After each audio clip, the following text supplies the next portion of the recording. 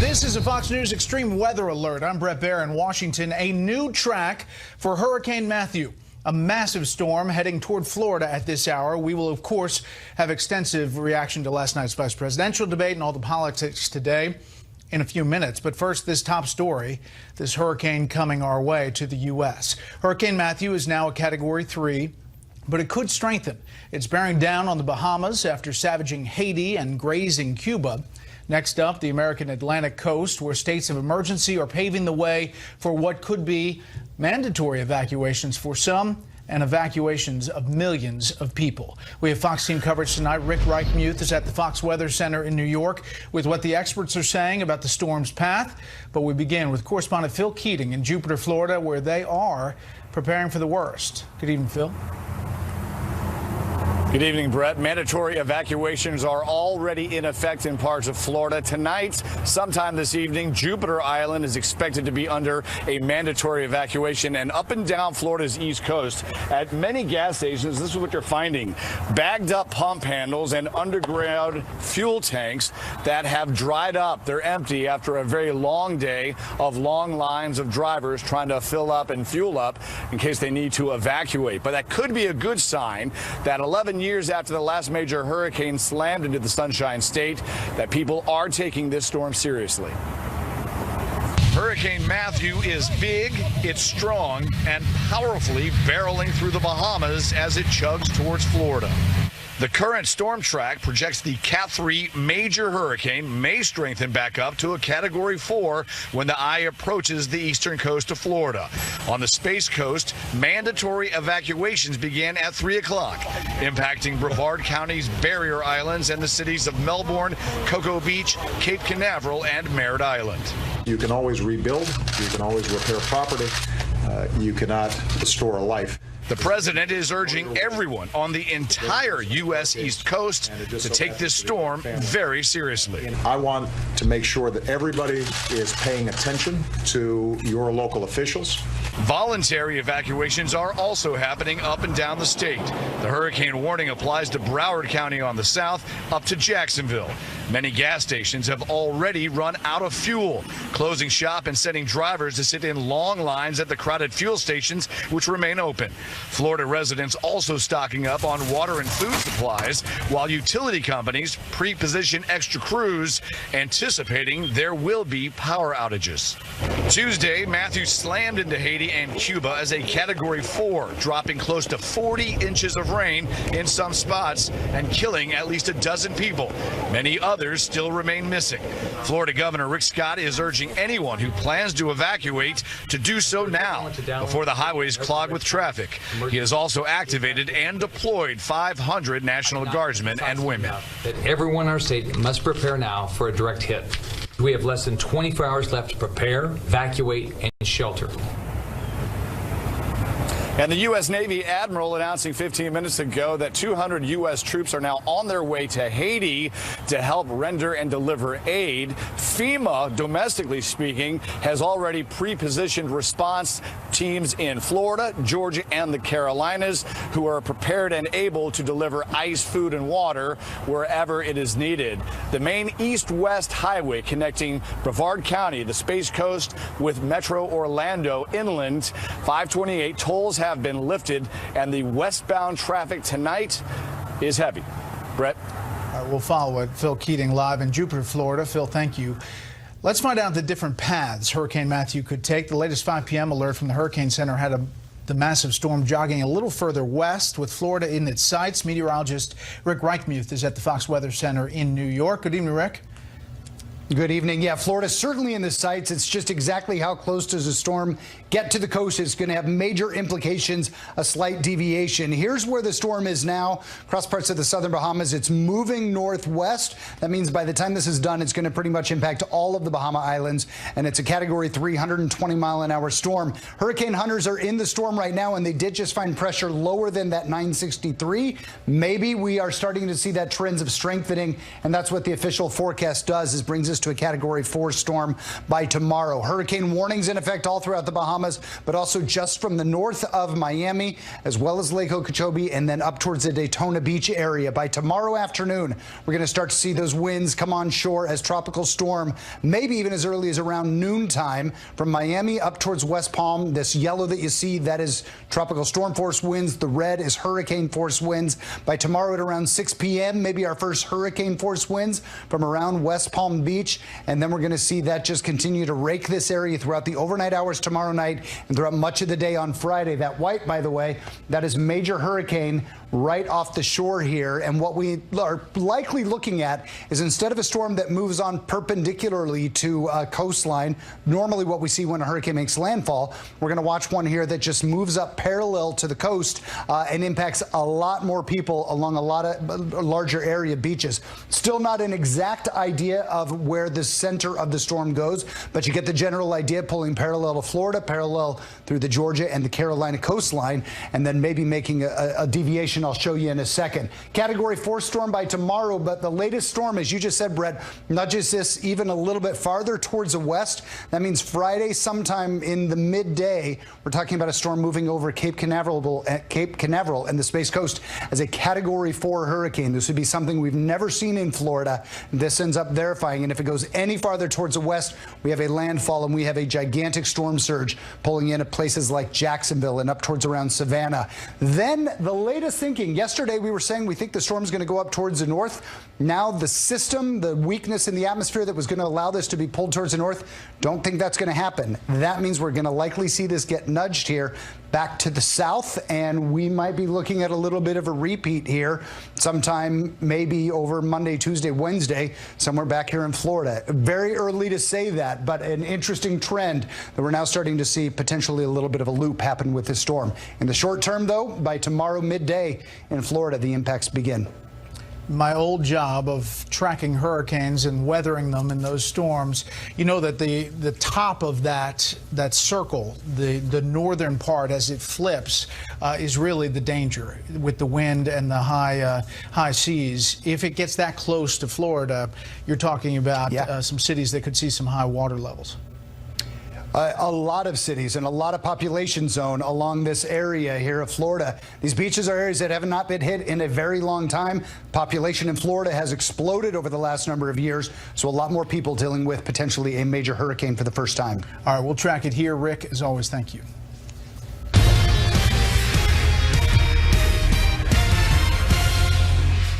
Now to politics, a storm of a different kind. The fallout from Tuesday's vice presidential debate and the preparations already underway for this Sunday's round 2 between the top of the ticket nominees.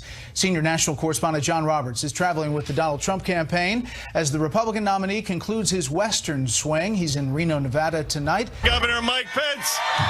Shunning the limelight of what was widely seen as a clear victory in last night's vice presidential debate, Indiana Governor Mike Pence promptly handed the trophy to his boss. Some people think I won. But I'll leave that to others. You know, what I can tell you is from where I sat, Donald Trump won the debate. Donald Trump's vision to make America great again won the debate. How many of you watched the vice presidential debate last night? Mike Pence did an incredible job, and I'm getting a lot of credit because that's really my first so-called choice. That was my first hire, as we would say in Las Vegas. Hillary Clinton, who was off the campaign trail today, telephoned Senator Tim Kaine to thank him for his performance last night, though by many analyses he was far too eager to interrupt his opponent. Hold on a second, It's my time, Senator. It is, in fact, the governor's time. He says, This is your 2 minutes. Thanks, I forgive you. She said she shouldn't have said half. Governor, this is Senator Kaine's 2 minutes, please. Yeah, that's right. So now we're even. Kaine also lost points by relying too much on contrived, practiced lines. Donald Trump can't start a Twitter war with Miss Universe without shooting himself in the foot. He loves dictators. He's got kind of a personal Mount Rushmore. Vladimir Putin, Kim Jong-un, Muammar Gaddafi, and Saddam Hussein. Did you work on that one a long time? Because that had a lot of really creative lines in it. Pence appeared to break with Trump on Russia, calling Vladimir Putin a, quote, small bullying man. Outside Las Vegas today, Trump added more ambiguity to his views of Putin. They say Donald Trump loves Putin. I don't love, I don't hate. We'll see how it works. We'll see. Maybe we'll have a good relationship. Maybe we'll have a horrible relationship. Now attention turns to the next presidential debate Sunday in St. Louis. Donald Trump has scrapped several planned campaign rallies later this week to focus on debate preparation. One bright spot for Trump remains Ohio. A new Monmouth poll there shows Hillary Clinton with a 2-point lead, half of what she had in the last Monmouth survey. Other polls show Trump either tied or with a slight lead. That works. John, thank you. Well, what do you think? Do you think the vice presidential debate will influence voters in any way? Let me know on Twitter, @BrettBaer. You can use the hashtag special report. Of course, both of last night's VP nominees are being accused of stretching the truth during that debate at times. Chief Washington correspondent James Rosen is here with a bit of a fact check. When they weren't tripping over each other. Senator, I think I'm still on my time. Well, isn't this a discussion? The vice presidential nominees occasionally tripped up their facts. Exhibit A, Senator Kane's claim on Hillary Clinton's behalf about the Iran nuclear deal. She worked a tough negotiation with nations around the world to eliminate the Iranian nuclear weapons program without firing a shot. Eliminate the Iranian nuclear weapons Absolutely. program. In fact, the deal preserved Iran's nuclear program, with the regime still permitted, for example, to enrich uranium to low levels. And many analysts warn that with various sunset clauses expiring in 2026, 2031, and beyond, Iran could well resume the activities needed to produce a nuclear weapon. Exhibit B. This is one where we can just kind of go to the tape on it. But Governor Pence said, inarguably, Vladimir Putin is a better leader than President Obama. That is absolutely inaccurate. In fact, if we go to the video, Governor Pence said almost exactly what Tim Kaine said he said. I think it's inarguable that Vladimir Putin has been a stronger leader in his country than Barack Obama has been in this country. Pence faulted Secretary Clinton for failing to negotiate a status of forces agreement that would have allowed U.S. combat forces to remain in Iraq under requisite legal protections beyond 2011. Kaine blamed the Iraqis for torpedoing those negotiations. And guess what? If a nation where our troops are serving does not want us to stay, we're not going to stay without them being protected. In fact, by the time President Obama leaves office, some 5,000 troops will remain in Iraq without those protections. And General David Petraeus recently shed further light on this in an interview with the Fox News documentary unit. There was an opportunity, I do think, if we pursued it aggressively, to keep forces there, perhaps to do it without a status force agreement. He never said that, Senator. And he is absolutely decided. Saudi Arabia, South Korea, Japan. In fact, Donald Trump has suggested those countries go nuclear. So North Korea has nukes. Japan has a problem with that. I mean, they have a big problem with it. Maybe they would, in fact, be better off if they defend themselves from North Korea. Maybe we would be better off, including with nukes, yes. And Trump made similar comments to Anderson Cooper of CNN 5 days earlier about South Korea and Saudi Arabia. The exercise goes to show that if debates are a form of verbal combat, the first casualty in them, as in war itself, Brett, is very often the truth. All right, James, thank you. One of the most emotional issues involving the vice presidential nominees last night, abortion in general, but partial birth abortion in particular. Chief Legal Correspondent Shannon Breen tells us where that issue may play in this election. Bible verses, Mother Teresa, and an agreement on the issue of abortion. Both the vice presidential nominees say they personally oppose it, but Senator Tim Kaine says he draws the line at the suggestion he and Democrat nominee Hillary Clinton should use their positions as elected officials to impose their views on others. Like you should live fully and with enthusiasm the commands of your faith. But it is not the role of the public servant to mandate that for everybody else. Groups like Catholics for Choice agree only a woman should decide. She can certainly bring in anyone and should consult her faith, her doctor, her family, her partner, her husband, her mother, anyone that she feels is important to bring into the decision.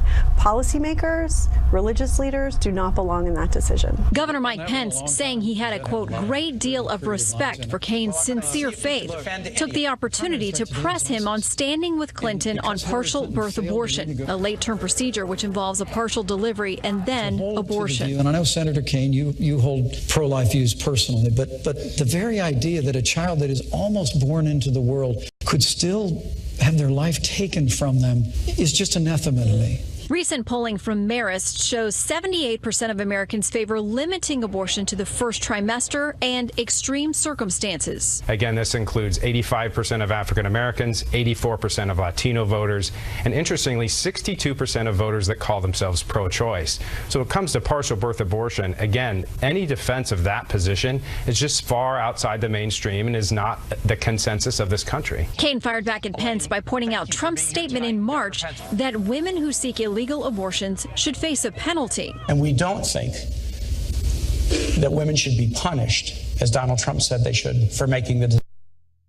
Trump quickly recanted that statement, saying only someone who performed an illegal abortion should be held legally responsible. But it was still being debated last night.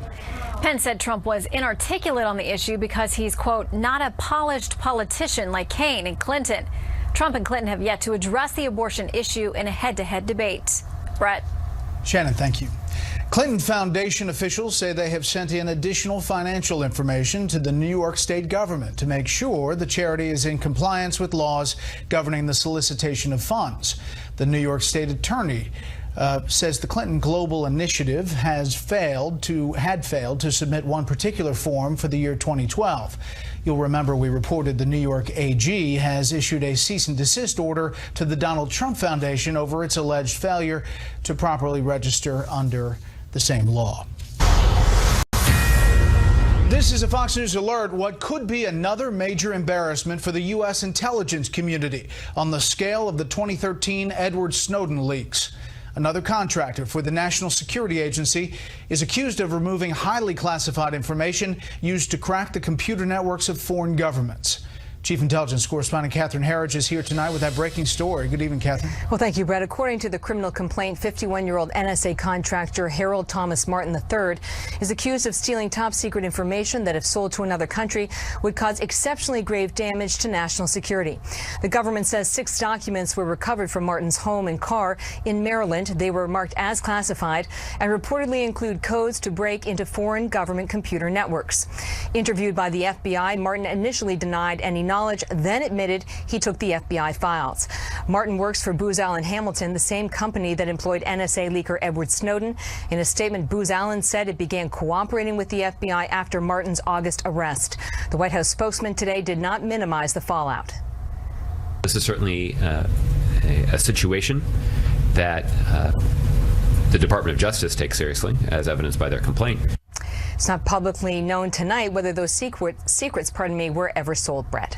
We'll follow that. And after 3 years of court action, the Justice Department, Catherine, suddenly drops criminal charges against this arms dealer who had threatened to expose secrets that would potentially embarrass Secretary Clinton and President Obama. Well, Brett, based on emails and court documents exclusively reviewed by Fox News, arms dealer Mark Turry makes a compelling case the Obama administration authorized a covert weapons program in 2011.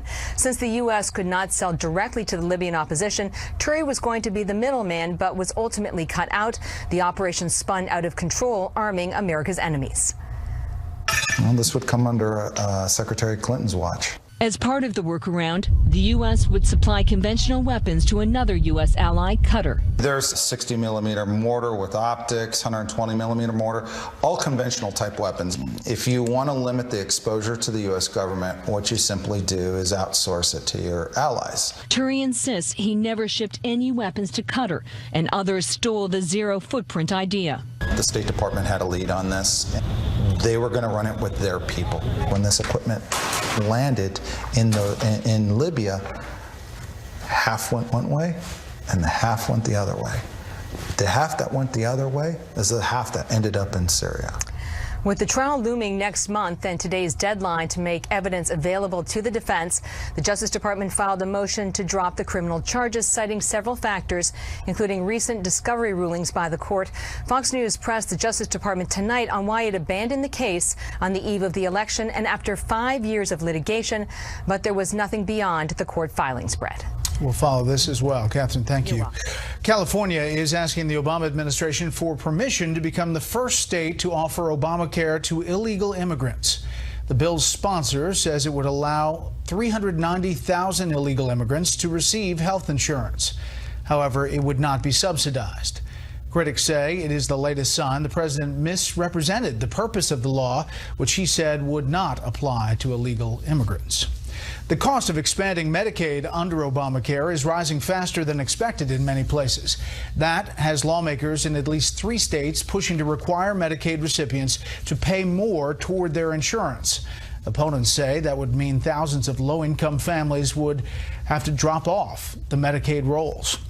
President Obama says news that the Paris climate change agreement will take effect in 1 month could be a turning point for the planet. The United Nations says the addition of Nepal, Canada, and the 7 European Union countries meets the final threshold toward entering the deal into full force. Not everyone, of course, is happy about it. House Speaker Paul Ryan says the Paris climate agreement would be disastrous for the U.S. economy. Everyone concerned is being very careful about their responses to a report that Yahoo scanned incoming email to hundreds of millions of accounts for Uncle Sam. Correspondent Rich Edson is at the White House tonight to explain and what everybody's tiptoeing around.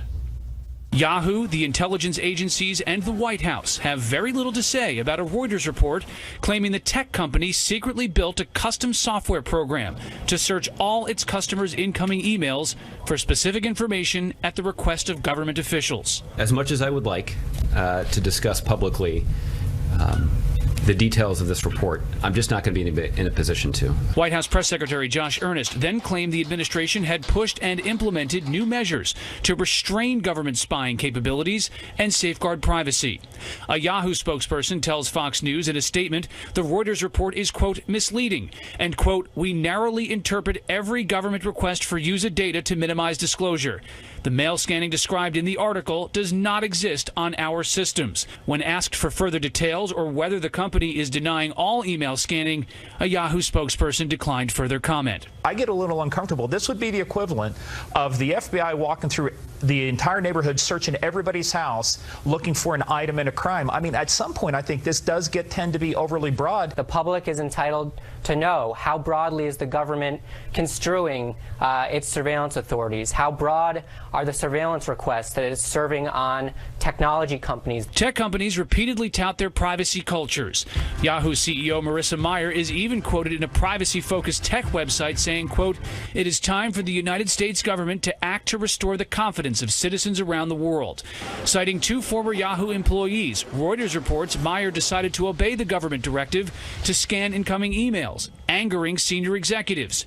In a statement, Google says, quote, we've never received such a request, but if we did, our response would be simple. No way. This issue continues to challenge the White House. Months ago, the administration and Apple fought publicly over a request by the government to unlock the iPhone of the San Bernardino shooter. Eventually, the government hired an outside firm to crack that iPhone. Brett? Rich Edson, live in the North Lawn. Rich, thank you. A man with a knife stabbed 2 police officers in Brussels today. Prosecutors say the incident may be terror-related. A 3rd officer suffered a broken nose but was able to shoot the assailant, who was then arrested. In August, a man with a machete shouted "Allahu Akbar" as he seriously wounded 2 policewomen in southern Belgium. Back here in the U.S., President Obama is still taking major heat over his failure to assure better health care for the nation's veterans. Now, a new report about one of the worst offenders indicates not much has changed. Here's correspondent Doug McKelway. Excessive wait times still persist at the Phoenix Veterans Hospital 2 years after reports of falsified patient wait times at the facility exploded into a full-blown scandal. It's amazing to me that the Ground Zero facility in Phoenix actually still can't seem to get things right. The Inspector General's report, based on tips from a confidential source, confirmed 4,800 patients at the Phoenix VA experienced wait times in excess of 30 days. Another 10,000 vets seeking appointments at nearby community care centers also had to wait longer than 30 days. In one egregious case, a vascular patient waited over 300 days for care. All this after the original wait time scandal forced the resignation of VA Secretary Eric Shinseki, the appointment of his replacement Bob McDonald, and the passage by Congress of a $10 billion Veterans Choice Bill. Jay Sekulow, who has written extensively about bureaucracies and red tape, believes the VA is incapable of change. In other words, the bureaucracy is so so entrenched that unless there's a top-to-bottom change in the VA, in particular in Phoenix, but I think the VA generally, that you're not going to solve this problem. It's that mid-level management that knows they will outlast any president, any secretary, and certainly any House chairman, and they'll keep trying to do things the way they've always done it. Miller notes the IG report itself is mired in the same bureaucraties which it is tasked with examining. The report, quote, determined that untimely care from the Phoenix VA healthcare system may have contributed to the death of one patient. Yet it identifies hundreds of others who died before their scheduled appointments, leaving unclear whether those patients died as a result of not being seen or from age and infirmities that would have killed them anyway. It's not just Phoenix where excessive wait times still persist. The VA's own statistics show that as of September 15th of this year, over 500,000 veterans nationwide waited over 30 days past their preferred date to see a doctor. Brett? Important story. Doug, thank you. 3 European scientists have been awarded the Nobel Prize for Chemistry after developing the world's smallest machines. The devices are 1,000 times thinner than a human hair. They say they're said to have the potential to revolutionize computer and energy systems. Did the vice presidential debate change any minds? And what about today's politics? We'll ask our panel when we come back.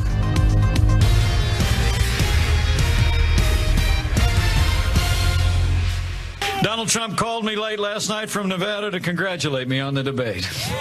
That really meant the world to me. It truly did. Some people think I won. From where I sat, Donald Trump won the debate. Donald Trump's vision to make America great again won the debate. And Donald Trump, the Republican nominee, said it was the best vice presidential debate performance ever. That's what he said today.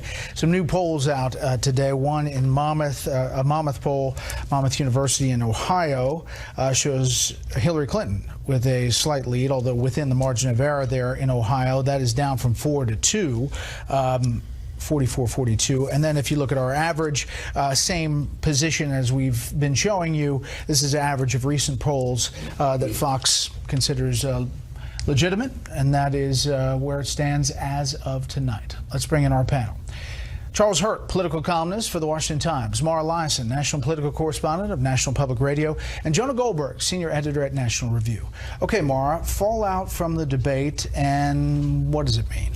That's the real question. What does it mean? Pence won the debate. I think that was pretty clear. He was smoother. He didn't take the bait. Tim Kaine came in with a clear strategy to mention every outrageous thing Donald Trump has ever said and try to force Mike Pence to defend it, and he didn't. So Pence won the debate. Now, what does that mean for the race itself? I think probably very little. I don't see a vice presidential debate really shifting the dynamic, but he reassured a lot of Republicans, Pence did, who were feeling pretty bad after Donald Trump's performance in the first debate, and he teed up Trump nicely, I think, for the next debate. And Trump is working harder and preparing more for that one. Charlie. And hopefully Donald Trump will learn a few lessons from his understudy in that debate. But I thought that Tim Kaine had his moments. He was able to get a lot of we did spend a lot of the debate listening to them talk about the accusations that have been leveled against Donald Trump. So in that respect, I think that people have gone a little bit overboard about how badly he did. But the other thing that sort of struck me was the degree to which he tried to take this even their the Hillary Clinton and the administration's foreign policy failures and tried to kind of sort of turn it around to being somehow Donald Trump's fault for not paying his taxes in 1995. It kind of strained credulity at times, and that does a real disservice to a guy that has a bright future ahead of him in politics and has a sort of a reputation for being a nonpartisan truth speaker. So the people, the whispers here in Washington about Mike Pence 2020 after that performance last night, and that somehow he's, coalescing that's really where the Republicans should be. For Donald Trump, he said, this was my first hire, and it shows I had good judgment. Yeah, well, and that's a great spin for him to do, because it was a good performance. It was a broad-shouldered performance, one might even say. And I agree with Mara. It was. I may even agree with Donald Trump that it was the best vice presidential debate performance in history, but that's also sort of like saying the best Oktoberfest in Orlando. It's saying something, but it's not saying a lot. I know we could find an Oktoberfest in Orlando that's pretty good. Yeah, it's pretty good for Orlando. Vice presidential debates don't do much, and I think that one of the reasons why Pence did not forthrightly take the bait and defend Donald Trump on a lot of those accusations is that there aren't a lot of good defenses for some of that stuff, and that's not a conversation he wants to have.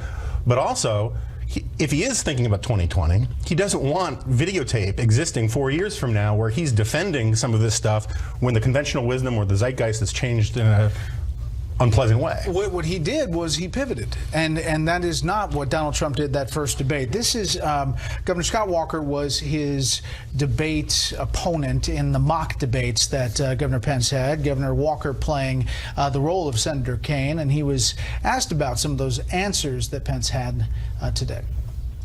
By denying that Trump said things that he said, didn't he kind of create an alternate reality version of Donald Trump? No, I think Mike's point in all this was that the context was different than what Senator Kaine was saying. That certainly, for example, with Putin, we've talked about this many times before, he doesn't admire Putin for being a leader. He was just pointing out how weak he thought President Obama's leadership was. And so I think his point was not that he didn't say those exact things, but that Senator Kaine repeatedly was selectively taking things out of context. By the way, Senator Kaine just moments ago speaking to reporters saying last night got a little feisty. He said he's been getting dinged for interrupting, including even by his wife. And so there you have it. Is this going to have any repercussions down the road? I think the biggest repercussions is for Mike Pence's future political ambitions. He did himself a lot of good. There were some people who thought he was running for president last night and Tim Kaine was running for vice president. But as Jonah said, didn't take the bait, didn't try to defend Donald Trump. There were even reports that Donald Trump didn't like that. But although today he said he was pretty, they denied it, and he said he was happy with it. But I think Mike Pence came out of this with his ambitions intact. And it's not a small thing to be able to run as Donald Trump's running mate without getting totally tied to every controversial thing that Donald Trump has quickly, said. Because I want to turn on. Well, I just think it's interesting that obviously Mike Pence did sort of deflect and change the subject on a lot of these things, and he did a pretty effective job at it. But the other thing that he talked about is he talked about how polished what a politician Tim Kaine is and what Hillary Clinton is, and of course the perfect political answer to a flubbed debate performance is to say, yeah, people said I'm getting dinged because I interrupted too much, including for my wife. Perfect political pitch, and that's not what you're going to get from the Donald Trump campaign. Okay, speaking of Donald Trump, speaking today about Obamacare and something the former president said the other day. Bill Clinton, yesterday, they're so angry at him. They scolded him yesterday. Clinton added, it doesn't make any sense. The insurance model just doesn't work. I think that President Obama should apologize for Obamacare. You've got this crazy system where all of a sudden 25 million more people have health care, and then the people are out there busting it sometimes 60 hours a week, wind up with their premiums doubled and their coverage cut in half. It's the craziest thing in the world. Now, today, the former president walked that back a bit, saying he's for the Affordable Care Act, but it needs to be fixed. Kellyanne Conway today, Jonah, said that they should have Bill Clinton in the spin room for them on Obamacare. Yeah, this was the most unforced, unprovoked gift, error we've had in this cycle in a long time. That's Bill Clinton's specialty. Yeah, no, it's amazing. I mean, it's sometimes, the big dog needs to be on a leash. And I think that whether or not, the Trump campaign has not effectively gone after Obamacare much in the last few months. But where I think this really could have lasting repercussions is on all of these tight Senate races.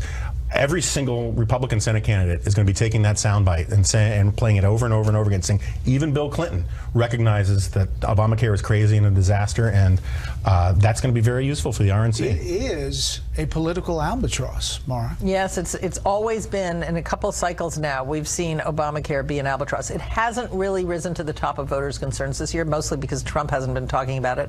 Healthcare hasn't been the #1 thing, but it is an albatross, and Donald Trump has pretty much allied himself with the House Republicans in terms of repealing it completely and then putting something in its place. Because you have state after state that is down to basically no choices. One choice for health care and premiums and deductibles going up. I mean, that's not a great equation as you're heading into the voting booth. It's terrible. And it also reveals, Bill Clinton's gut political instincts are so good, and he realizes that it's a real problem. And he is the explainer in chief. But when President Obama tries to go out there and explain this stuff, people are like, what are you talking about? He gets it. Bill Clinton gets it. Next up, the debate over partial birth abortion.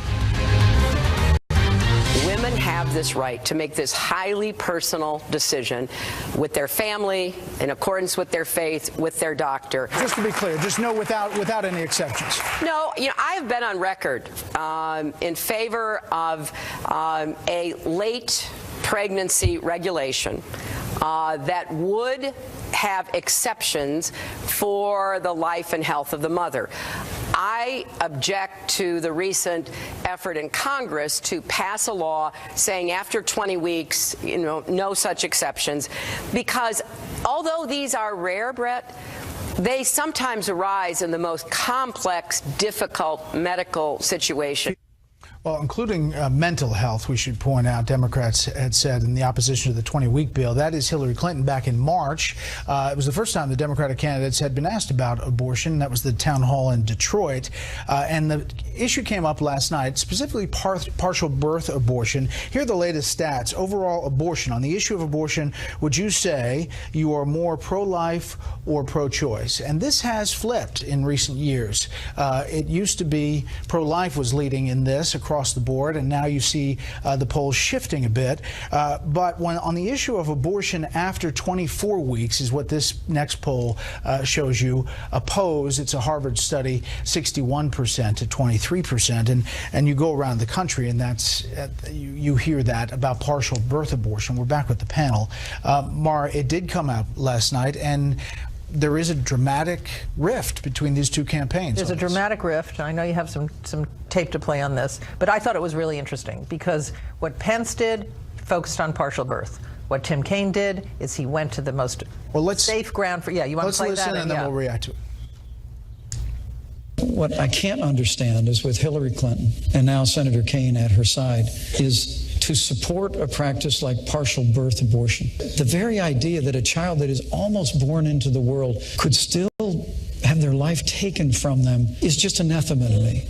We support the constitutional right of American women to consult their own conscience, their own supportive partner, their own minister, but then make their own decision about pregnancy. This is where the abortion wars have stood for a very long time. When the subject is very broad, abortion in general, legal or not, the Democrats are on stronger ground. When it gets more specific to this issue of partial birth abortion, especially if you think that the fetus or the child could live outside the womb at that point, then the Republicans do better. So, and there you saw it. And it really hasn't changed much in a very long time. Governor Pence was the one who brought up the social issue and went almost in a soft way, but an aggressive way to Tim Kaine. It was thought going in that perhaps Tim Kaine was going to give the LGBT issue and religious freedom to Mike Pence. Well, again, this might play into the theories about where Pence wants to begin 2020, but I think Mara is exactly right. At the extreme one end of the pregnancy, the conservatives have the winning political argument. Everyone thinks that an abortion at 8.5 months is pretty ugly thing unless you're really ideologically committed. And most Americans actually are okay with terminating a pregnancy very early on. And what drives me crazy about the Tim Kaine position in this is that it's this fallback that goes back to Mario Cuomo, which says, I am personally opposed, but I don't have the right to impose my values or my beliefs on other people.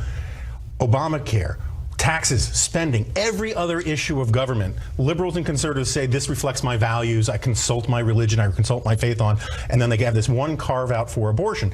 And the reason why this doesn't go away is because under Roe v. Wade and Doe, the Constitution says, according to the Supreme Court, that you can terminate a pregnancy at any point, which makes us much more extreme than almost any place in Europe. And that is where there is not, you know, Hillary Clinton is trying to put something there to say it's complex, but Barack Obama, for example, ran for president with not a restriction. Yeah, and to send Tim Kaine out to make this argument is very difficult for Tim Kaine himself. You know, he's a devoted Catholic, and he's tried to sort of wheedle that narrow, that thin line between saying, well, you know, me personally, but then I'm not going to do it publicly. And then, but we've also seen he's been sort of sent out on some other things with, you know, when President Clinton was impeached, he was, you know, he said that Bill Clinton should leave office, and he's had to reverse all of that. And I just think it's very, you know, obviously everybody's talking about Mike Pence and his future. I think it's very interesting to think about Tim Kaine's future and what the Clinton machine, you know, what the Clinton campaign is doing for his future. And I think it's not helping him. But on this particular issue, is it somehow ripe for the Trump campaign? Even though Trump has evolved himself to pro-life, is it somehow, or at least getting conservatives together? Well, that's what I thought. My reaction to this last night was, wow, he's really speaking to the base. It's kind of late in the game to be trying to energize your base. You'd think they'd have them all sewn up, but it's because Donald Trump doesn't have social issues as a top priority for him. He's barely talked about it. He wasn't quite sure how to talk about it. That's why he got all tied up in knots about punishing women. And I think Mike Pence was reassuring the base, reassuring Christian conservatives, yes, we are with you. He did a lot of that last night. Partial birth abortion in African-American communities with African-American pastors, that's not enough to get them to vote for Donald Trump. My problem I agree with you. Yes, they're with him on that, but not enough. Trump has largely solidified the base. His problem isn't with conservatives, me notwithstanding. His problem is with white, college-educated suburban women, and I'm not sure why are they doing this? Then that's why I floated the maybe it has more to do with 2020 than it has to do with what the Trump campaign actually needs in terms of the data. Which is why we talked about it tonight. That's it for the panel, but stay tuned for the joy of live TV. Finally tonight, another email scandal. This one on Fox Business Network's Cavuto Coast to Coast. Neil was in the spin room live last night doing his show, minding his own business, conducting an interview, and then Sean Hannity popped up. That he wasn't, he's caught up. You know, he doesn't answer my emails. Do you know this? I write you. I hope you're feeling better. I miss you. I love you. I'm like, and you don't write me back. You don't even say hello. This guy interrupts like Tim Kaine. Ridiculous. Ridiculous. That's a good line. Guys, thank you both very, very much. We love you. All right, this thanks, is buddy. Neil Cavuto. He works harder than anyone else on TV. And this is Sean Hannity. He's just looking around for something. Yes. All right, thanks, buddy. Very, very much. By the way, Sean Hannity has the vice presidential nominee Mike Pence tonight. Thanks for inviting us into your home tonight. That's it for Special Report. Fair, balanced, and unafraid.